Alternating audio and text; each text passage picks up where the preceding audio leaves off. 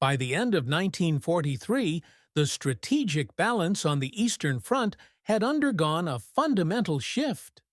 The Soviet victories at Stalingrad and Kursk had ended the German Wehrmacht's major offensive capabilities in the east. The Red Army's multi-pronged advances through Ukraine began to unravel German positions held since 1941. In the south, the Dnieper River had been crossed in several places, and Soviet bridgeheads were expanding westward. The German Army Group South, reeling from the Dnieper-Carpathian offensive, was under increasing pressure to maintain a coherent defensive line in southern Ukraine, particularly around key cities such as Nikolaev, now Mykolaiv, and Odessa, both of which held significant operational and logistical value for the Axis. The geopolitical implications of these southern cities were considerable. Odessa, in particular, had served not only as a strategic port on the Black Sea, but also as an administrative center under Romanian occupation. Since its capture in October 1941, Odessa had been integrated into Transnistria Governorate, governed by Romania with German support. Its liberation would strike a major blow to Axis cohesion in the region, particularly damaging Romanian resolve to continue the war. Nikolaev, a major shipbuilding center on the southern Bug River, had been transformed into a German logistics and repair hub. German forces, including units of the Sixth Army, reconstituted after its destruction at Stalingrad, relied on its infrastructure to maintain operations in the lower Dnieper and Crimea sectors. The loss of Nikolaev would disrupt operational links with German units defending the Crimean Peninsula and significantly weaken Axis control over southern Ukraine. By early 1944, Soviet strategic intentions were clearly oriented toward clearing the right bank Ukraine, targeting both Odessa and Crimea.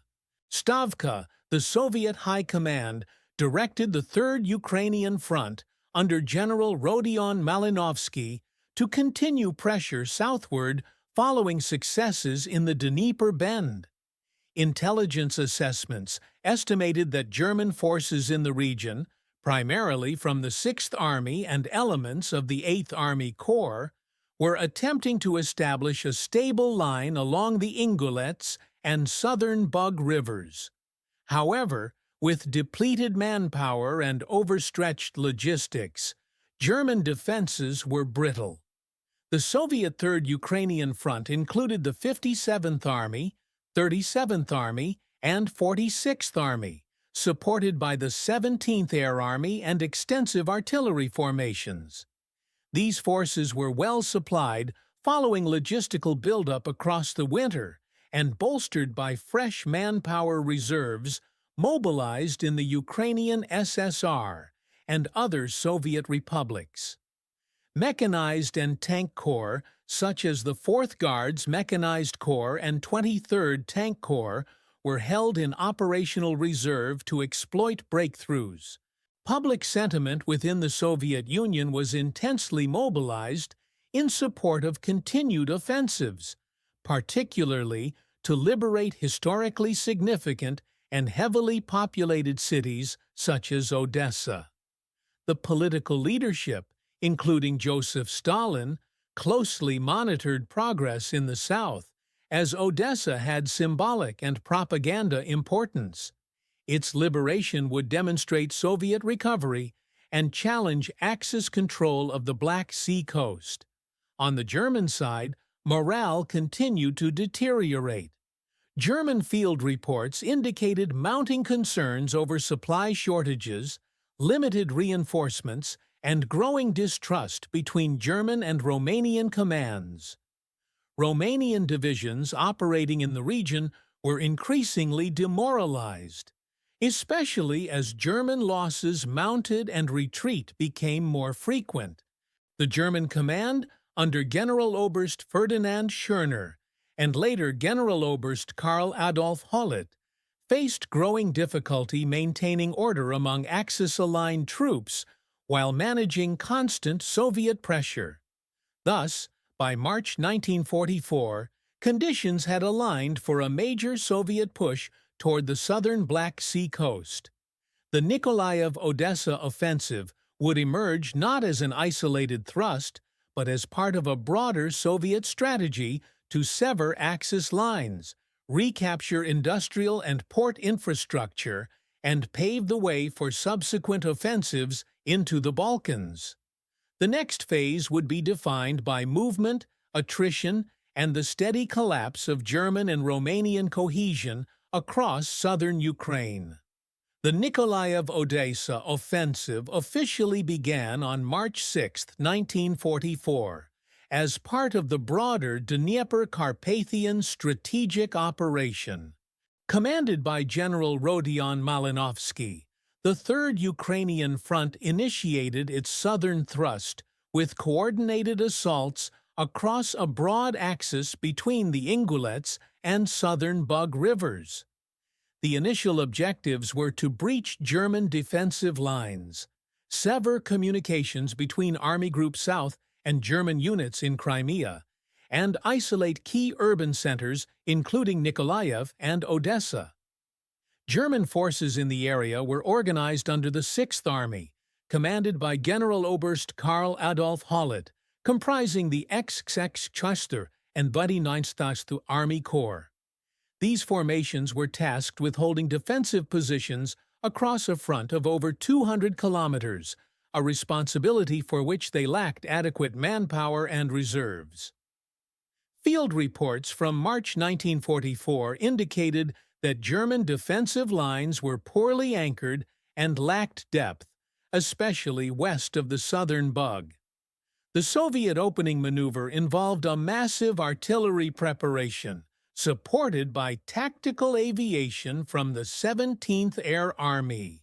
The 57th Army struck southwest from the area near Krivoy Rog, while the 46th Army advanced on the left flank along the Ingulets River.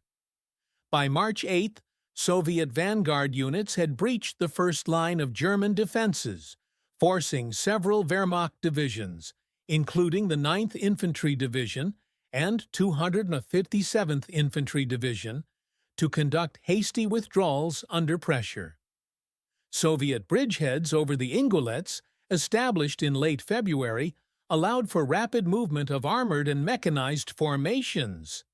The 23rd Tank Corps was committed early to exploit the breach, advancing rapidly toward Novyi Bu and Voznesensk. German attempts to counter the Soviet advance using mobile reserves, including elements of the 16th Panzer Division, were hampered by fuel shortages and poor coordination with Romanian units on the flanks. The city of Nikolaev became the focal point of German defense in the southern sector. As a critical shipbuilding and transport hub, its loss would sever vital links to Odessa and the lower Dniester sector. German engineering units began demolishing key bridges across the southern Bug to slow the Soviet advance, but the Red Army managed to cross the river at several points by mid-March, establishing multiple footholds on the western bank. On March 13, Soviet forces reached the outskirts of Nikolaev. The 5th Shock Army and 6th Guards Rifle Corps launched a concentrated assault from the northeast, supported by intense artillery barrages. German defenders, lacking reinforcements, began evacuating under pressure. Urban combat broke out in several districts, but by March 16th, Soviet units had taken control of the majority of the city. Rearguard actions by German sappers destroyed port facilities and shipyards to deny their use to the Soviets. With Nikolaev falling, the Soviet advance shifted further southwest toward Odessa. The pace of the offensive accelerated as German command struggled to form coherent lines of resistance. Romanian units, including the 3rd Mountain Division and 5th Infantry Division, were ordered to support German withdrawals, but morale among Romanian troops was deteriorating rapidly. Throughout this opening phase, Soviet logistics performed efficiently. Rail lines behind the front had been restored in early 1944, and ammunition and fuel supplies kept pace with the advancing spearheads. Weather conditions remained favorable, with spring thaws delayed until late March, allowing for rapid mechanized movement across the southern steppe. In less than 2 weeks, the 3rd Ukrainian Front had advanced over 100 kilometers, recaptured a major industrial center, and inflicted significant losses on German and Romanian forces. The momentum generated in this phase would carry directly into the second stage of the operation, targeting Odessa and the lower Dniester line. The German command now faced the prospect of losing the last major Axis-controlled port on the Black Sea. The strategic objectives of the Nikolaev-Odessa offensive were defined well in advance by Soviet High Command. Stavka had assigned the 3rd Ukrainian Front the dual mission of encircling and destroying Axis forces in southern Ukraine and securing the Black Sea coast up to the Dniester River. This would not only eliminate the German presence in the region, but also disrupt Axis supply and retreat routes from Crimea. Odessa was designated a key priority due to its military port, transportation infrastructure, and symbolic significance. German Army Group South, meanwhile, aimed to maintain a coherent line of defense anchored on natural barriers such as the Southern Bug and Dniester rivers. The Sixth Army was tasked with delaying the Soviet advance to allow time for the evacuation of supply depots, technical units, and administrative structures. However, operational reality conflicted with strategic intent. The German command underestimated both the speed and scope of the Soviet advance and overestimated the ability of its own units, particularly Romanian divisions, to resist sustained offensive pressure. Logistical preparations for the Soviet offensive had begun months earlier. The Red Army constructed new railway spurs and bridges to ensure uninterrupted delivery of fuel, ammunition, and reinforcements. Engineering brigades repaired road networks damaged during the autumn and winter retreats. Mobile supply columns, supported by truck convoys and railway echelons, moved forward in synchronized phases.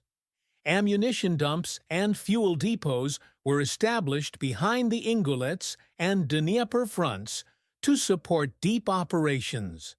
Special attention was given to bridging equipment to enable crossings of the Southern Bug and Dniester under fire. On the German side, the logistics situation was increasingly dire. Constant withdrawals had disrupted the Wehrmacht's supply lines, and many formations had only partial motorization. Fuel shortages plagued the mobile reserves. Requests from corps-level commands for rail transport, replacement vehicles, and bridging equipment were routinely denied or delayed. Additionally, partisan activity across central and southern Ukraine targeted German supply trains and communication lines, further complicating the movement of reinforcements and material. Soviet military doctrine emphasized the use of deep operations, rapid advances by combined arms forces to penetrate enemy rear areas and cause disintegration of command structures. In preparation for the offensive, front headquarters coordinated mechanized groups consisting of tank corps, motorized infantry, and mobile artillery. Air-ground cooperation was emphasized, with the 17th Air Army assigned to provide reconnaissance, close air support, and interdiction strikes. Bomber regiments targeted railway stations and bridges behind the German front lines to disrupt retreat and reinforcement. Propaganda played an important role on both sides.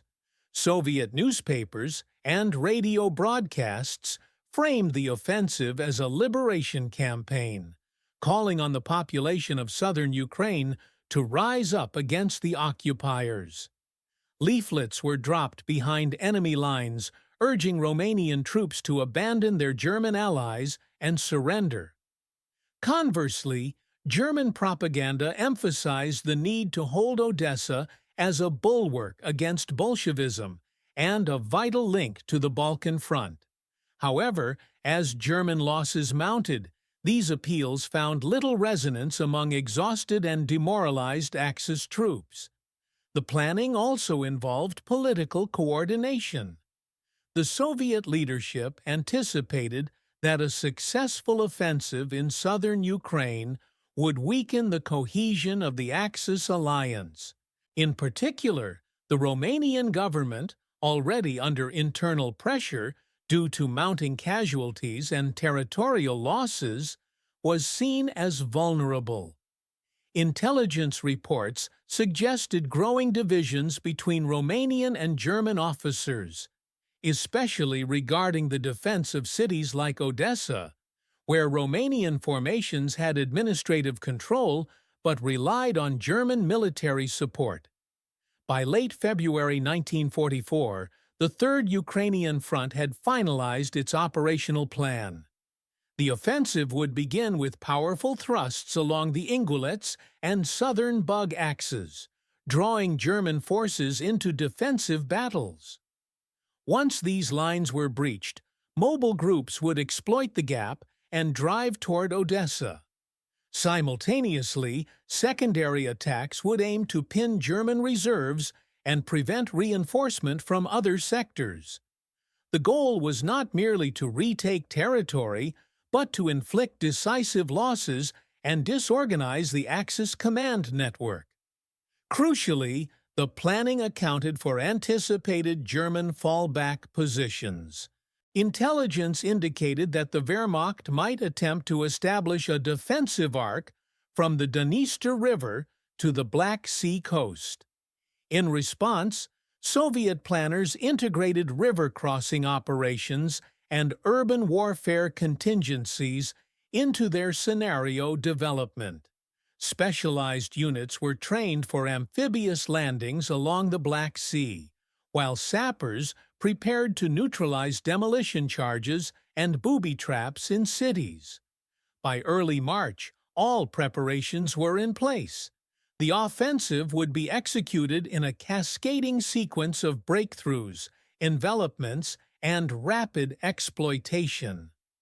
The scale of coordination across multiple armies, corps, and support elements demonstrated the maturation of Soviet operational art. Unlike earlier offensives in 1942 or early 1943, the Nikolaev-Odessa offensive represented a cohesive campaign aimed not just at tactical success, but at achieving decisive strategic outcomes across the southern theater. The following weeks would test whether the Red Army could translate its planning into battlefield results, and whether the Axis could maintain cohesion in the face of mounting setbacks. The initial engagements of the Nikolaev-Odessa offensive unfolded rapidly following the commencement of operations on March 6, 1944. The Soviet Third Ukrainian Front, deploying multiple armies across a broad axis, began pushing into German-held territory along the Ingulets and southern Bug rivers. In the first 48 hours, Soviet forward elements clashed with rearguards of the German Sixth Army, disrupting local defensive positions and forcing early withdrawals. Near the town of Novi Bu, the Soviet 57th Army encountered the 9th Infantry Division of the Wehrmacht, which had been tasked with holding a segment of the front along the Ingulets. Despite being dug in with limited anti-tank capabilities and no armored support, the German units attempted to delay the Soviet advance through tactical withdrawals and demolitions. However, Soviet artillery and close air support proved decisive. By March 9th, the Soviet forces had bypassed the town and forced the remaining German troops to retreat toward Voznesensk. At the same time, the Soviet 46th Army began its thrust from the east, crossing the Ingulets River under fire. Pontoon bridges were quickly assembled by engineering battalions, allowing infantry, tanks, and mobile artillery to establish a bridgehead on the western bank. German defenders attempted to resist with available machine gun nests and 75mm anti-tank guns. But the combined pressure of Soviet armor and heavy bombardments made their position untenable. After a day of fierce fighting, the river crossing was secured. One of the earliest turning points occurred near Bereznegovo-Toye, where the 23rd Tank Corps exploited a breakthrough and advanced over 60 kilometers within 3 days. The speed of the advance outpaced German expectations. Wehrmacht units stationed to the south found themselves cut off or encircled. Field communications from German Corps Command reported breakdowns in unit cohesion, delays in receiving orders, and a lack of coordination with Romanian allies positioned on the flanks. On March 13th, the battle for Nikolaev began in earnest. The city, defended by elements of the German 257th Infantry Division, supported by auxiliary Romanian forces and ad hoc security units, was reinforced with rear-echelon personnel, repurposed for urban defense. Soviet forces, led by the 6th Guards Rifle Corps, approached from the northeast and began encircling the city. Using concentrated artillery fire, including 122 mm and 152 mm howitzers, they targeted known defensive strongpoints, ammunition depots, and communication centers. Soviet assault groups divided the city into tactical zones and proceeded to clear each block systematically. Close-quarter combat ensued in the shipyards and industrial zones, where German sappers had already placed demolition charges. The fighting was intense, but brief. German forces, unable to establish strong urban defenses due to lack of manpower and engineering support, began to evacuate the western sector of the city by March 15th. Despite demolition efforts, Soviet forces managed to secure key bridges over the southern Bug, allowing them to move mechanized units westward with minimal delay. Nikolaev was fully under Soviet control by March 16th. During the city's liberation, over 500 Axis personnel were captured, and several tons of abandoned ammunition and military equipment were seized. The loss of Nikolaev dealt a severe blow to the Axis logistics network, particularly in maintaining supply routes to the Crimea. As Soviet forces advanced, the civilian population of southern Ukraine experienced both liberation and devastation. Many towns and villages caught in the path of the offensive had suffered repeated occupation, destruction, and forced labor recruitment. German and Romanian retreating units often engaged in scorched earth tactics, destroying infrastructure and requisitioning food supplies. This exacerbated humanitarian conditions and slowed post-battle recovery. With Nikolaev secured, Soviet spearheads advanced toward Voznesensk and the Dniester River. The terrain in this sector consisted of open steppe and limited natural obstacles, which allowed Soviet mechanized units to maintain operational tempo. Encounters with German rearguards continued, but by mid-March, most Wehrmacht units were focusing on withdrawal rather than positional defense. German attempts to stabilize the front were complicated by Romanian reluctance to commit additional forces. The Romanian Third and Fourth Armies were experiencing desertions and declining morale.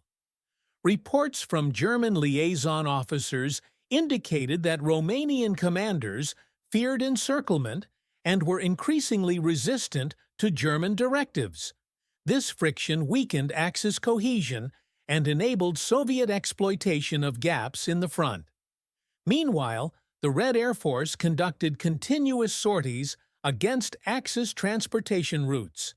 The 17th Air Army targeted road junctions, fuel depots, and pontoon crossings used by retreating German units.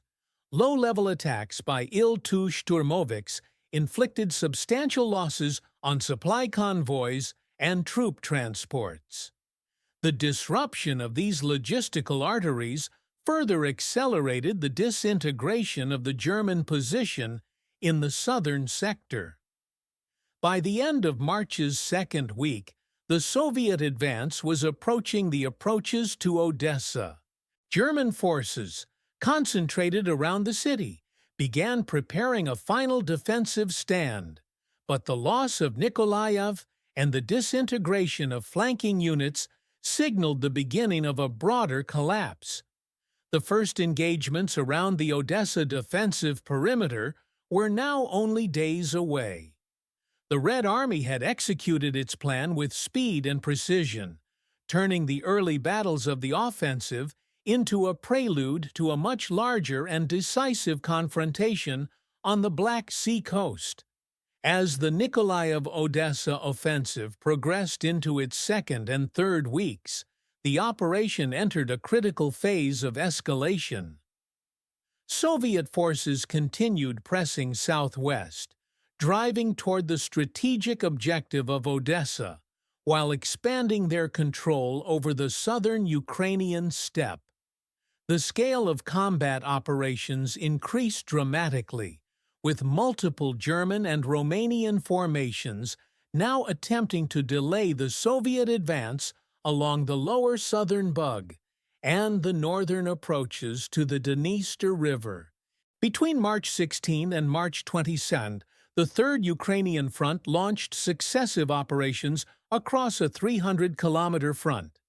The 37th and 57th Armies advanced toward Voznesensk and Pervomaisk, while the 46th Army and attached Mechanized Corps swept south along the Black Sea littoral, outflanking German positions and threatening to sever the Odessa-Tiraspol axis.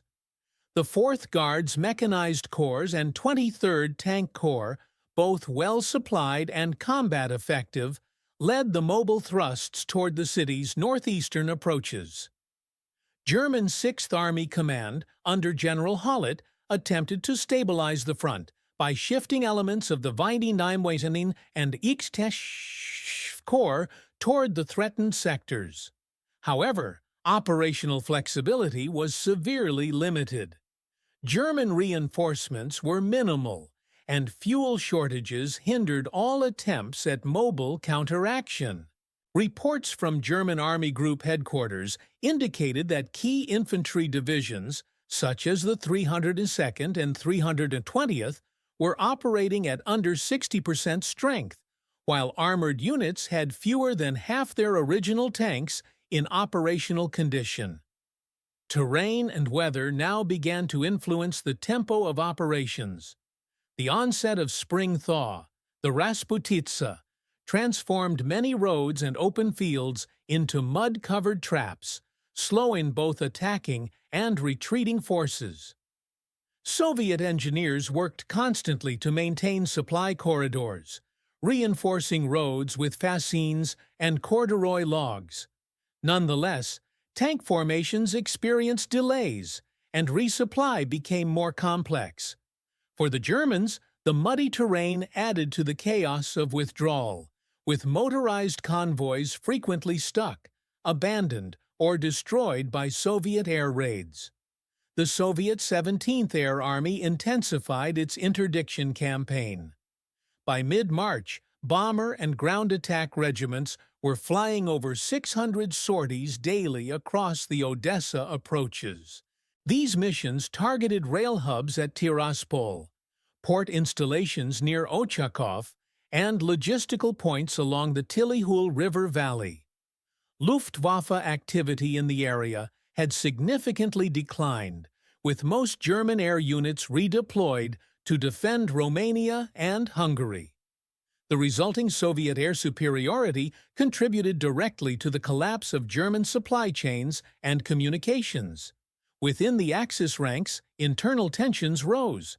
The Romanian Third and Fourth Armies, occupying Odessa and surrounding areas since 1941, began showing signs of disintegration. Romanian General Petre Dumitrescu appealed to the German High Command for permission to withdraw, citing exhaustion and loss of strategic viability. German commanders refused, ordering continued resistance, but Romanian units in the field increasingly abandoned positions or refused to engage. Soviet intelligence intercepted communications between German and Romanian staff, indicating open disputes over chain of command and strategic priorities. By March 23, Soviet reconnaissance units reached the outer defensive ring of Odessa. German and Romanian forces had constructed fortifications over the preceding years, including trench networks, bunkers, and barbed wire fields. However, these defenses had not been adequately maintained, and many sectors were manned by poorly trained replacement units or local security detachments. The core defending force consisted of remnants of the German Sixth Army, 2 Romanian infantry divisions, and several Volksdeutsche militia formations, altogether numbering fewer than 30,000 troops, with limited armor or artillery. In the midst of escalating hostilities, humanitarian conditions deteriorated sharply. As Soviet artillery began shelling the outer edges of Odessa, civilians began fleeing the city en masse. German authorities declared martial law and attempted to control the evacuation, but limited transport capacity and poor coordination led to chaos at railway stations and docks. The Black Sea port, once vital for Axis logistics, now became a bottleneck of retreating troops, administrative staff, and civilians. Many were unable to board vessels or find safe passage before the fighting reached the city. Meanwhile, partisan activity in the Odessa region reached its peak. Underground resistance groups, consisting of Soviet loyalists and local anti-Axis elements, sabotaged German convoys, destroyed rail lines, and disrupted communications. Soviet command, in contact with these groups via radio and couriers, coordinated certain sabotage actions to coincide with ground offensives. On March 24, explosions destroyed a German ammunition depot near Dalnik, south of Odessa, causing fires that further demoralized Axis forces preparing for defense. Facing these cascading challenges, German and Romanian forces began withdrawing from the outer defense lines toward the inner urban core. The pace of Soviet advance remained rapid, despite mud and resistance. By March 25th, leading Soviet rifle regiments entered the outskirts of Odessa's eastern districts. House-to-house fighting began that evening in the Peresip neighborhood, with engineers clearing minefields and barricades under fire. Soviet command prepared for a full-scale urban assault in coordination with naval elements approaching from the sea. The crisis had now fully unfolded. The Axis could no longer maintain their foothold in southern Ukraine. Strategic withdrawal toward Transnistria was under discussion, but Soviet advances were outpacing German planning. Odessa stood on the brink of liberation, with the last coordinated resistance already beginning to break. Soviet commanders, aware of the broader implications of victory, intensified their efforts to encircle the city completely and prevent any large-scale evacuation of Axis troops across the Dniester. The peak of the campaign was imminent, with the city's fate to be decided in the coming days. Most remaining German forces belonged to the 320th Infantry Division and scattered remnants of other formations, while Romanian defenders included the 5th Infantry Division and ad hoc militia. Altogether, Axis strength in the city numbered between 25,000 and 30,000 troops, most of whom were undersupplied, fatigued, and cut off from reinforcements. The Soviet assault was executed in a carefully staged urban campaign. Infantry units were organized into assault detachments, combining rifle platoons, machine gunners, flamethrower teams, and sappers trained for house-to-house combat. Advancing through the industrial districts of Slobodka and Moldavanka, these groups systematically cleared buildings, neutralized snipers, and dismantled booby traps. Combat engineers led the way, using mine detectors and demolition charges to break Axis defensive points. Artillery, including 122mm and 152mm howitzers, was positioned to provide direct fire on bunkers and strong points. Fighting in the inner city was intense but short-lived. Axis resistance was localized and lacked coordination. Many defenders chose to surrender or retreat to the port zone. The Romanian military governor of Odessa, General Gheorghe Potopeanu, issued orders to abandon the administrative district and evacuate via the harbor.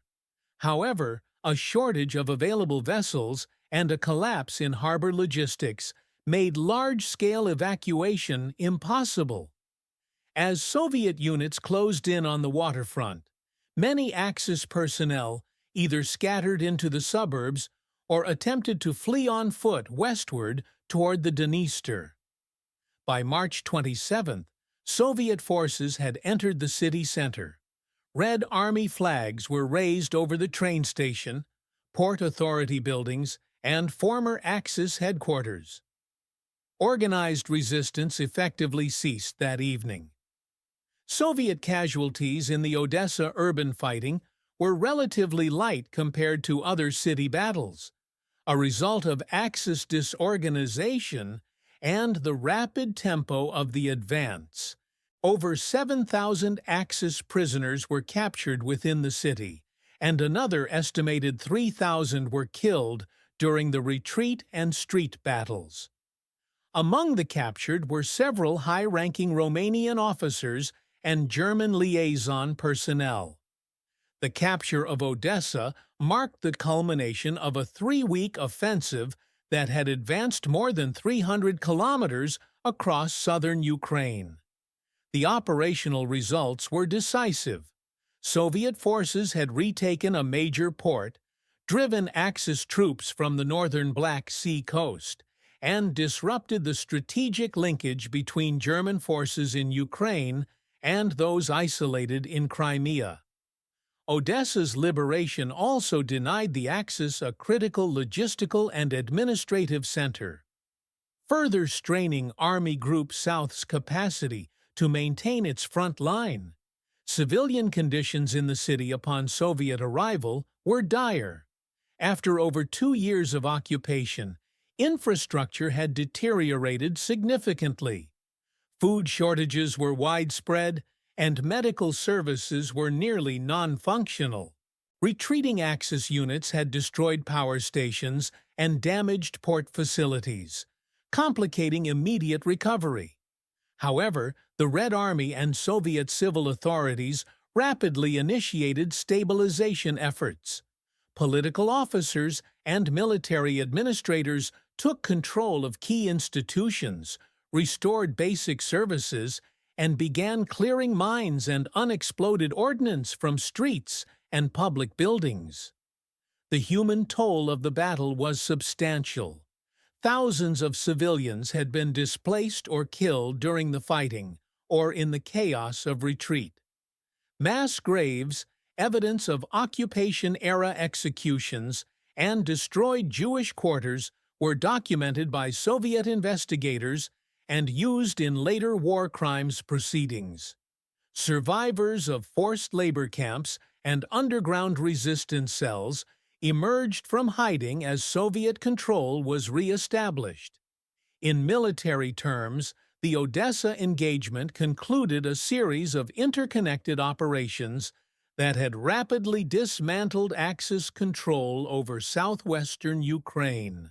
German losses in the broader Nikolaev-Odessa offensive exceeded 100,000 personnel, including killed, wounded, and captured. Equipment losses included hundreds of artillery pieces, armored vehicles, and large quantities of logistical materiel. Romanian forces, already strained by their commitments on the Eastern Front, suffered significant attrition and further decline in morale. The Romanian High Command began re-evaluating its role in the war, laying the foundation for eventual political realignment later in 1944. The Soviet command, led by Marshal Malinovsky, declared the operation a strategic success. Front headquarters reported that Odessa had been liberated in coordination with partisan and naval efforts, and that Axis withdrawal routes had been cut or rendered unusable. The city's recapture opened possibilities for future operations into Transnistria and Bessarabia, areas still held by Romanian and German forces. Despite localized German attempts to re-establish defensive lines along the Dniester River, the fall of Odessa signaled the irreversible collapse of the southern Axis flank in Ukraine. The Red Army, having achieved a major operational breakthrough, now shifted its focus to follow-up offensives, including the encirclement and isolation of Axis forces in Crimea and the drive into Romania. The Odessa operation, while brief in terms of urban combat, represented one of the most significant strategic victories in the southern sector of the Eastern Front in 1944. Following the capture of Odessa, Soviet forces transitioned from rapid offensive thrusts to a phase of consolidation and defensive readiness. However, the German High Command had not yet entirely abandoned hopes of stabilizing the southern front.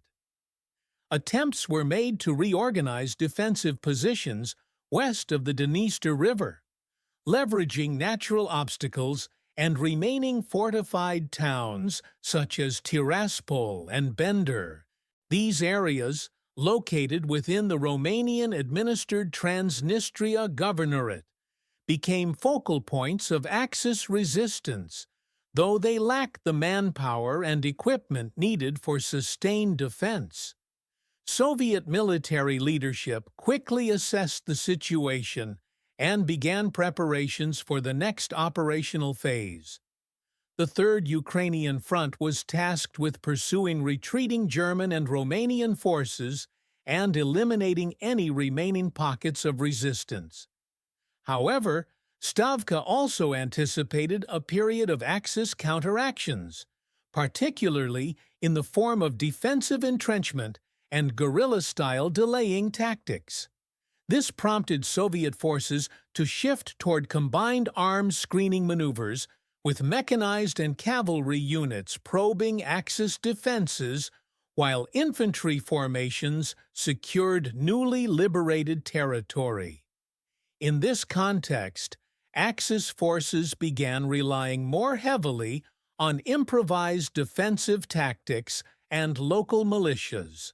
In the Transnistria region, Romanian authorities attempted to raise auxiliary battalions from Volksdeutsche communities and remaining administrative personnel. These formations, often poorly trained and equipped, were assigned to rearguard roles road security, and local suppression. Their combat effectiveness was limited, and they were especially vulnerable to Soviet partisan attacks and Red Army reconnaissance in force operations. Partisan activity in the Odessa hinterland intensified dramatically after the Soviet breakthrough. Local resistance cells, previously operating in secrecy, began launching open assaults on Axis supply convoys, command posts, and communication lines. In villages and towns between Odessa and the Dniester River, sabotage actions disrupted Axis troop movements. Explosions on railway bridges, ambushes on retreating columns, and coordinated attacks on depots were reported daily. Many partisan units were now integrated into Red Army Command through liaison officers and radio coordination, marking a new phase of Soviet partisan collaboration. The Axis response to this evolving threat environment was fragmented. German units attempted to redeploy remnants of armored and infantry divisions into blocking positions along the Dniester, but these forces were exhausted and severely understrength. For example, the 15th Infantry Division, transferred from Hungary, arrived with fewer than 6,000 troops and minimal heavy equipment. Romanian forces, plagued by morale issues and internal dissent, often failed to hold assigned positions or withdrew without engaging. Reports from German liaison officers in April 1944 documented increasing insubordination and desertion among Romanian units. Soviet adaptation was equally swift. Red Army engineers began reinforcing bridgeheads across the Dniester, constructing pontoon crossings under fire, and deploying anti-aircraft batteries to protect supply corridors. Mobile artillery regiments were moved forward to support reconnaissance thrusts, while air support continued targeting Axis concentrations and logistical hubs. The 17th Air Army maintained its dominance over the southern airspace, conducting interdiction missions deep into Romanian territory. On the tactical level, Soviet commanders adapted to Axis improvisation by implementing flexible maneuver groups. These ad hoc formations, composed of motorized infantry, light tanks, and reconnaissance detachments, were used to encircle isolated enemy positions, bypass stronger defenses, and exploit gaps in the Axis lines. One notable example occurred near Razdelnaya, where a Soviet flanking maneuver trapped and neutralized a mixed German-Romanian battalion attempting to withdraw toward Tiraspol. Psychological warfare also played a growing role during this phase. Soviet propaganda units, equipped with loudspeakers, leaflets, and mobile radio transmitters, operated close to the front lines, calling on Axis soldiers to surrender. Special emphasis was placed on targeting Romanian troops, leveraging dissatisfaction with German leadership and fears of Soviet reprisals. The campaign proved effective. Hundreds of Romanian soldiers deserted or surrendered during April alone, often providing valuable intelligence on Axis defensive dispositions. Despite these advances, the human cost of the campaign remained high. Soviet logistical personnel encountered widespread devastation in liberated areas. Infrastructure had been systematically sabotaged by retreating Axis units, with roads cratered, rail lines destroyed, and telegraph lines cut. Additionally, minefields and unexploded ordnance posed persistent threats. Soviet mine-clearing teams worked around the clock to clear transportation routes, often at great risk and with limited protective equipment. Medical services were overwhelmed by the number of wounded, both military and civilian. Field hospitals, hastily established in Odessa and surrounding towns, operated beyond capacity. Diseases such as typhus and dysentery, exacerbated by water contamination and overcrowding, began to spread among refugee populations. Soviet military authorities initiated emergency sanitation campaigns and ration distribution systems to stabilize public health conditions in the rear areas. On the cultural and political front, Soviet authorities moved swiftly to reassert control. The NKVD established regional headquarters in Odessa and launched investigations into collaborationist activity during the occupation. Arrests and interrogations of suspected Axis collaborators began within days of liberation. Simultaneously, Communist Party organs reopened in every district, tasked with restoring administrative order, resuming education, and organizing reconstruction efforts. Soviet press outlets published detailed accounts of Axis atrocities uncovered in the city, including executions, forced labor, and mass deportations. These reports served both to inform the public and justify future campaigns.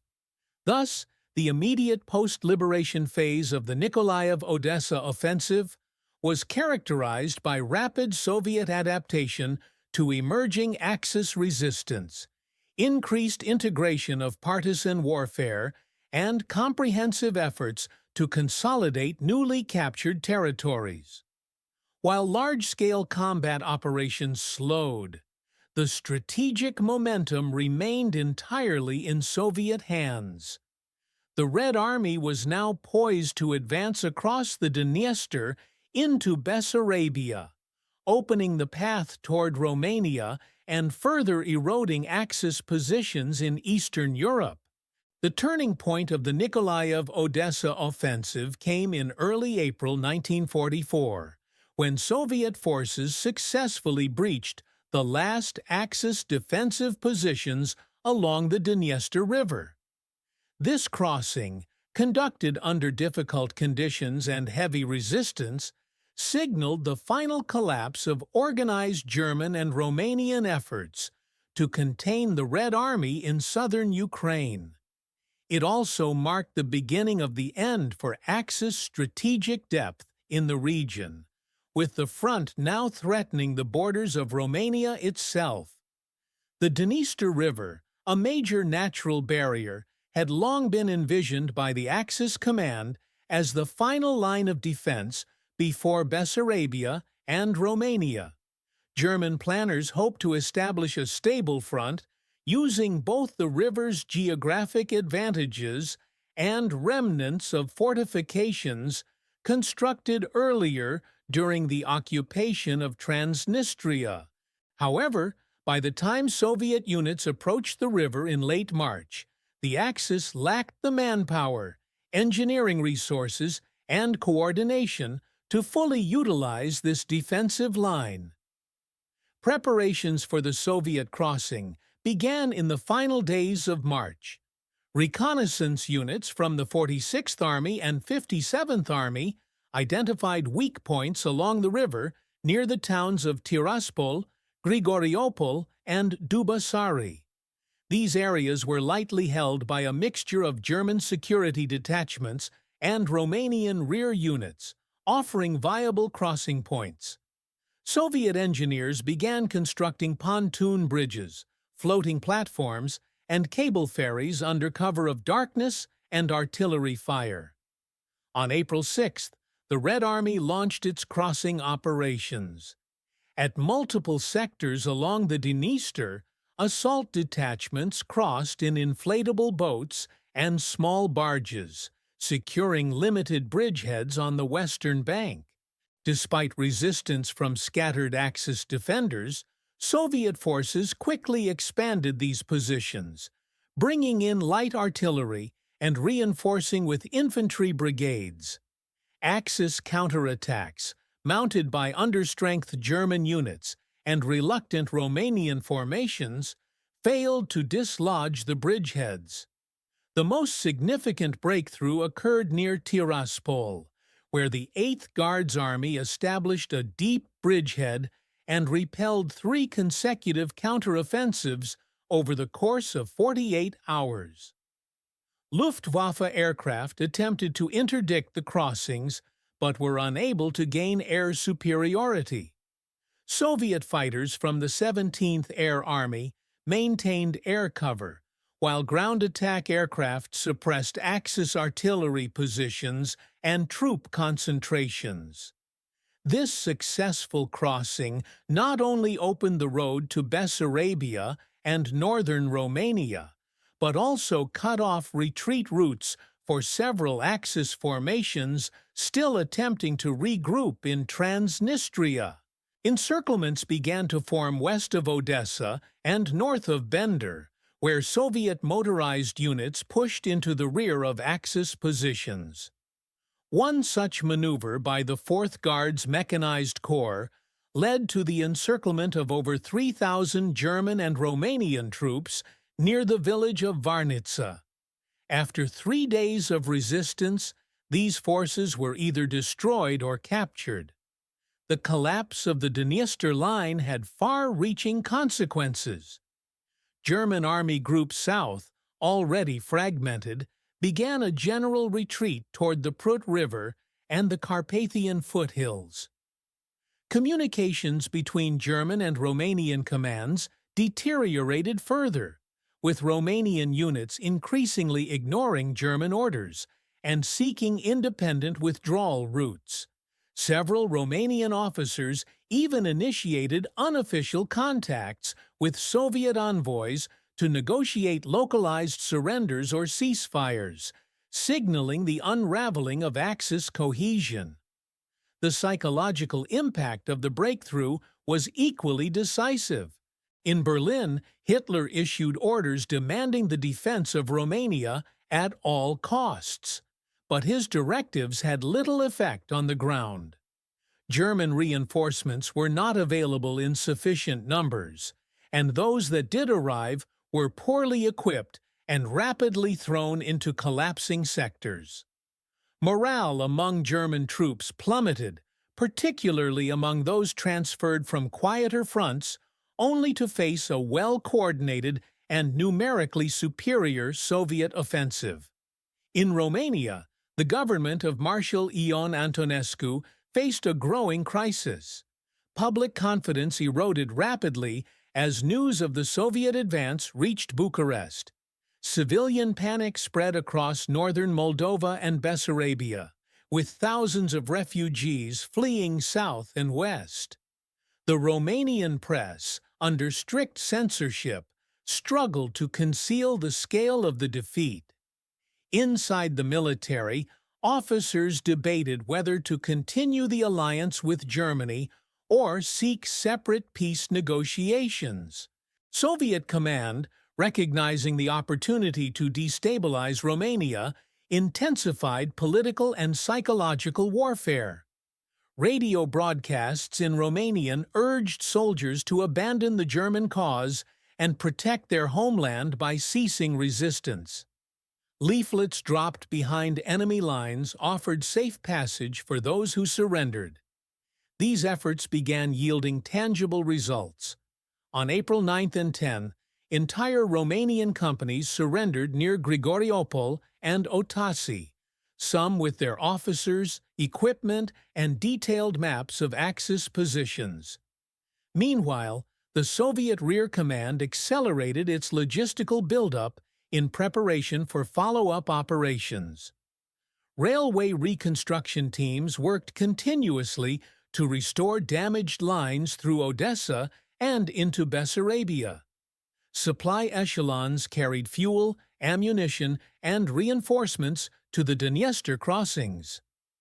Soviet command posts were relocated to forward positions along the river's western bank, anticipating a broader offensive into the Romanian interior. As April drew to a close, the turning point of the campaign was complete. Axis forces had lost control of the entire southern Ukrainian coastline.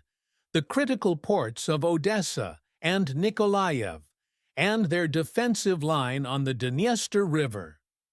The Red Army stood on the border of Axis-aligned Romania, with the strategic initiative fully in its hands. The Nikolaev-Odessa offensive had not only liberated key cities and shattered enemy formations, but had also irreversibly changed the strategic calculus of the Eastern Front. The road to the Balkans lay open, and the German-Romanian alliance now faced its gravest internal threat to date.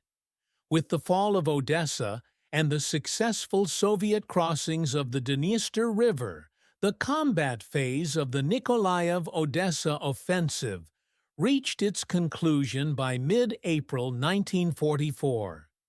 Yet the cessation of large-scale engagements did not bring immediate peace or stability to the region. The aftermath of the campaign revealed the full extent of the devastation inflicted upon southern Ukraine. The disarray of retreating Axis forces and the emergence of new strategic realities that would influence the next phase of the war. Soviet troops, while consolidating gains, were now also faced with the monumental task of securing vast newly liberated territories, stabilizing infrastructure, and preparing for future offensives beyond the Dniester. Axis withdrawals from southern Ukraine and Transnistria were conducted under chaotic and often disorganized conditions. German Army Group South attempted to preserve combat effectiveness by establishing a new defensive line along the Prut River. However, this effort was undermined by losses suffered during the retreat, disintegration of command structures, and the near-total collapse of Romanian morale in frontline units. By the end of April, entire Romanian regiments had ceased effective operations, with hundreds of soldiers deserting or surrendering daily. German rear guards, lacking coordination and air cover, often failed to delay the advancing Red Army, and instead fell into a pattern of rapid withdrawal. In many towns and villages vacated by Axis forces, Soviet troops encountered widespread destruction. Scorched earth tactics were applied systematically by retreating German and Romanian units. Railway stations were dynamited, bridges destroyed, and agricultural infrastructure deliberately sabotaged. In Odessa alone, more than 40% of the industrial capacity had been rendered inoperable due to demolitions and fire. Soviet engineering battalions, reconstruction teams, and NKVD security detachments were immediately deployed to restore order and begin repairs, but the scale of devastation posed immense logistical and administrative challenges. Civilians bore the heaviest burden of the aftermath. The Red Army's arrival in cities like Nikolaev and Odessa was welcomed by large segments of the population, especially after years of occupation, forced labor, and repression. However, celebrations were quickly replaced by the stark realities of post-occupation life. Food shortages, medical emergencies, and lack of shelter plagued urban and rural populations alike. Disease outbreaks, particularly typhus and dysentery, became widespread due to water contamination and overcrowding in makeshift refugee centers. Soviet authorities, under the supervision of the NKVD and local party committees, launched large-scale screening operations aimed at identifying collaborators, former local administrators under Axis occupation, and individuals suspected of having cooperated with German or Romanian forces. Tens of thousands were questioned, and thousands were arrested. In Odessa, investigations revealed mass graves of Jewish civilians and political prisoners executed during the Romanian administration. These discoveries would later be presented as evidence in war crimes tribunals. Simultaneously, the Soviet state reimposed full political control, reopening party offices, collectivizing agriculture, and reinstating Soviet legal codes. The military consequences of the campaign were equally significant. Soviet intelligence reported that the German Sixth Army, once rebuilt after its destruction at Stalingrad, had been functionally destroyed a second time during the retreat from southern Ukraine. Remaining German armored formations were depleted to the point of ineffectiveness, with many divisions fielding fewer than 20 tanks. Artillery and logistical losses further hampered the German capacity to hold the new line along the Prut. Romania, long considered a vulnerable Axis partner, now appeared to be on the verge of collapse or defection. The isolation of German forces in Crimea was another direct outcome of the offensive. With the land corridor through southern Ukraine cut and Odessa lost, the German 17th Army in Crimea was now entirely dependent on sea and air resupply. Soviet Stavka recognized this strategic opportunity and began planning Operation Kerch-Sevastopol, aimed at the total liberation of the Crimean Peninsula. Naval reinforcements, aerial assets, and amphibious forces were diverted southward in preparation. The Nikolaev-Odessa offensive had thus directly enabled this next critical campaign. Moreover, the shifting front lines now placed Soviet forces in immediate proximity to the Romanian border. This geographic shift altered the political dynamics of the region. Soviet diplomatic messaging, military posturing, and intelligence operations increasingly targeted Romania's internal fractures. Resistance within the Romanian military and political elite began to intensify. King Michael I, alongside moderate political factions, started to quietly consider negotiations with the Allies and possible withdrawal from the Axis alliance. Logistically, the Soviet success in the south improved their strategic position across the entire Eastern Front. The capture of major ports and cities ensured a steady flow of supplies and reinforcements. The reactivation of the Odessa port allowed the Black Sea Fleet to expand operations, contributing to both coastal defense and amphibious capacity. New railway lines, constructed by Soviet military engineers, shortened the logistical chain from central Ukraine to the Balkan front, making the movement of troops and heavy equipment far more efficient than in previous campaigns. Despite this momentum, the Red Army did not immediately launch a deeper invasion of Romania. Stavka assessed the need for replenishment, reorganization, and political coordination. The southern flank was stabilized, and units were rotated, resupplied, and reinforced. Special attention was given to coordinating future operations with the 2nd and 4th Ukrainian fronts, ensuring synchronized efforts once the offensive toward Iași and Chișinău would begin. In the weeks following the campaign, the Soviet press highlighted the operation as a major turning point. Official communiques emphasized the destruction of Axis formations, the liberation of historic Ukrainian cities, and the recovery of industrial and agricultural resources. Radio broadcasts, newspapers, and documentary footage framed the offensive as a model for future Soviet operations. Rapid maneuver, overwhelming force, integrated air-ground cooperation, and deep operational penetration. This narrative served both to boost morale and to reinforce Stalin's strategic doctrine among the officer corps.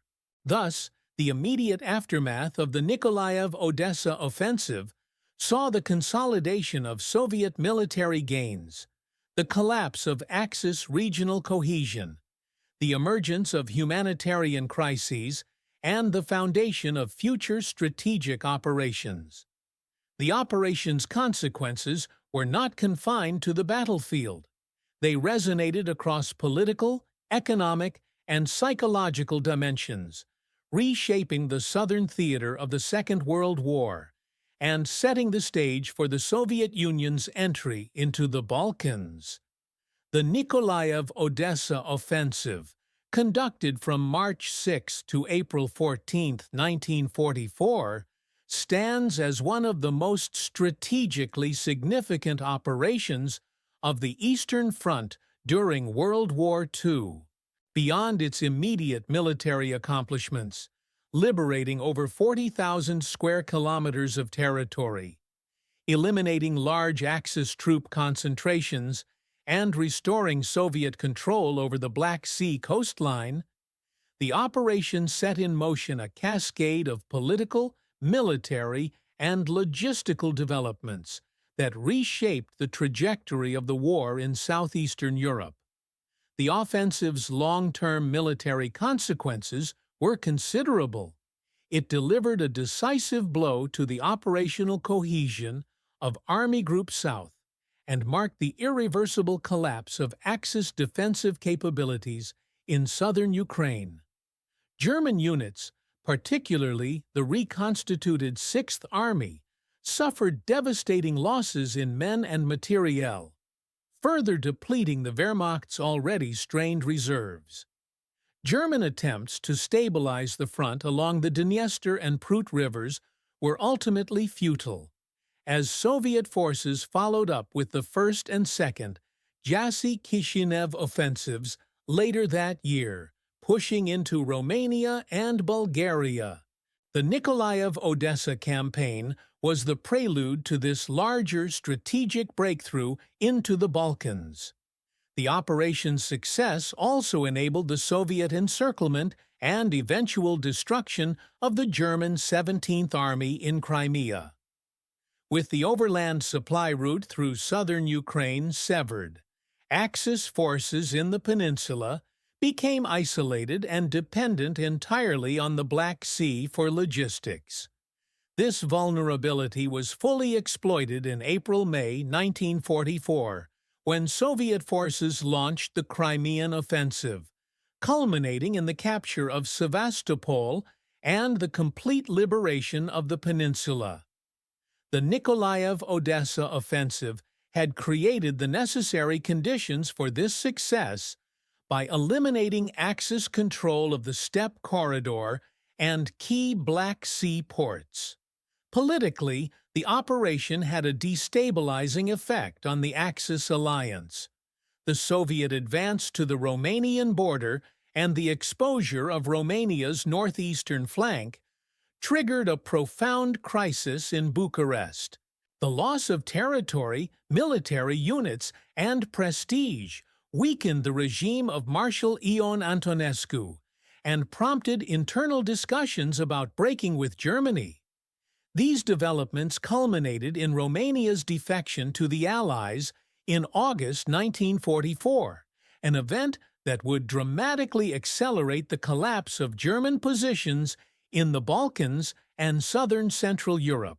For the Soviet Union, the victory was not only strategic but symbolic.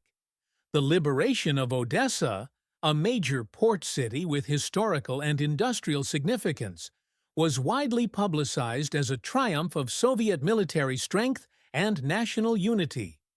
Commemorations included parades, press coverage, and honors awarded to frontline units and commanders.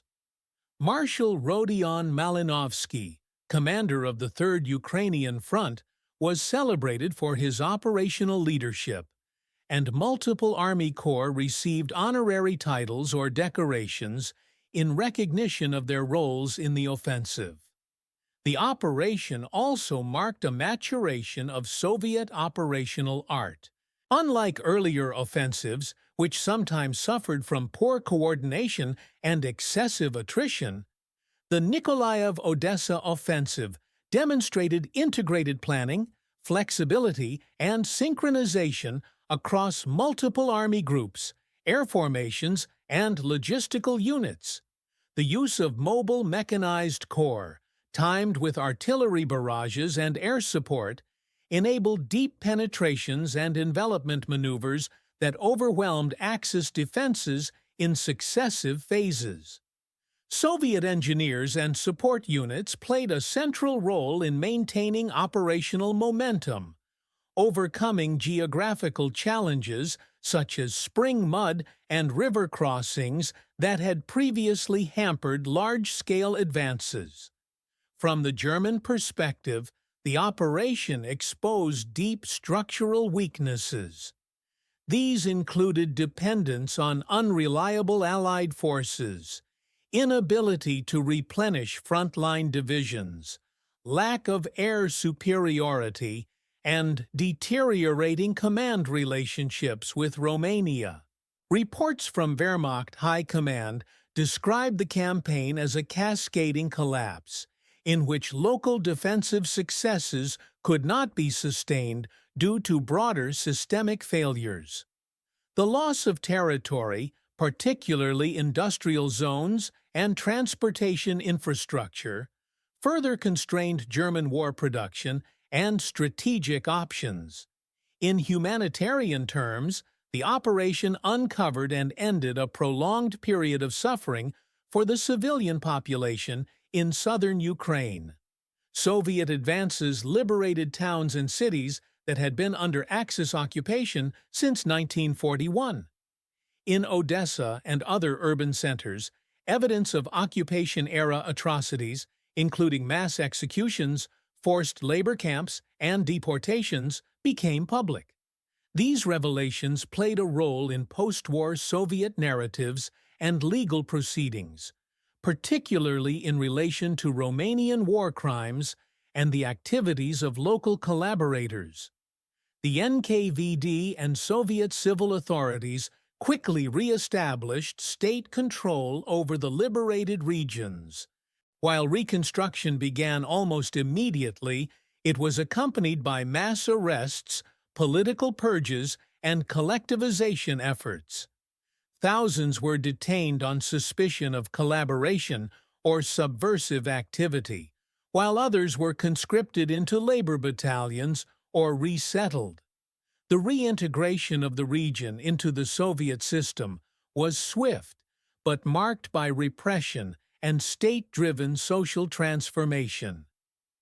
In the realm of collective memory and historiography, the Nikolaev-Odessa offensive became a cornerstone of the Soviet victory narrative. Soviet and later Russian military historians cited the campaign as an example of effective deep operation strategy and combined arms warfare. Odessa was awarded the honorary title Hero City in 1965, enshrining its role in the war and in Soviet identity. Monuments, museums, and memorials were established throughout the region, reinforcing the official interpretation of the operation as a liberating and heroic act. However, Western historiography has approached the offensive with a more critical lens, acknowledging its military success while examining the broader implications of Soviet rule reimposition. Western scholars have emphasized the dual legacy of liberation and repression, noting that while the operation ended Axis occupation, it also reintroduced the mechanisms of Stalinist governance, including political surveillance, forced labor, and suppression of dissent. In sum, the Nikolaev-Odessa offensive reshaped the military and political landscape of southeastern Europe. It neutralized key Axis positions, triggered the unraveling of alliances, enabled subsequent offensives into Romania and the Balkans, and facilitated the liberation, but also the re-Sovietization, of vast regions. It was a campaign that reflected the Soviet Union's growing strategic dominance, the erosion of Axis capacity, and the high human and material costs of total war on the Eastern Front.